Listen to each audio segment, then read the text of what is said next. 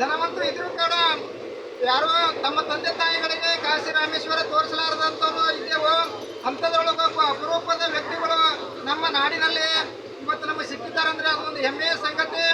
ನಾವು ಅದರಲ್ಲೂ ಶಿಖರ್ಜಿ ಬಗ್ಗೆ ಹಾಗೂ ಪಾರ್ಶ್ವನಾಥರ ಒಂದು 24 ತೀರ್ಥಂಕರ ಬಗ್ಗೆ ನಾವು ಪಠ್ಯ ಪುಸ್ತಕಗಳಲ್ಲಿ ಓದಿದ್ದೆವು ಮತ್ತು ಟಿವಿ ಪೇಪರಲ್ಲಿ ನೋಡಿದ್ದೆವು. ಆದರೆ ಅಲ್ಲಿಗೆ ಹೋಗಲಾಗಿರಲಿಲ್ಲ. ಈ ವರ್ಷ ಮಾನ್ಯ ಮುತ್ತಿನಜಿ ಅವರು ಈ ಒಂದು ತೀರ್ಥಂಕರರ ದಿವ್ಯ ದರ್ಶನವಾಗಿ ಪ್ರವಾಸ ಹಮ್ಮಿಕೊಂಡಿದ್ದು ಬಹಳ ಸಂತೋಷ ಆಗ್ತಾ ಇದೆ.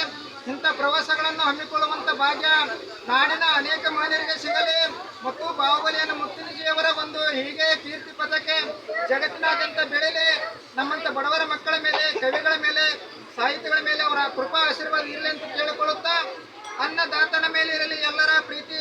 ಅನ್ನ ಬೆಳೆಯದಿದ್ದರೆ ಉಣ್ಣಲು ಏನೈತಿ, ಹಗಲಿರುಳು ದುಡಿಯೋ ಬಸವಜ ಸುಖಲ್ಲಿ ಐತಿ, ಕೂಲಿ ಕಾರ್ಮಿಕರ ಕಷ್ಟ ಕಣ್ಣಿಂದ ನಡೆದೈತಿ, ಬೆಳಕು ನೀಡಲು ಬೆಳಗುತ್ತಿದೆ ಬಾಹುಬಲಿಯವರ ಜ್ಯೋತಿ. ನಮಸ್ಕಾರ. ಒಂದು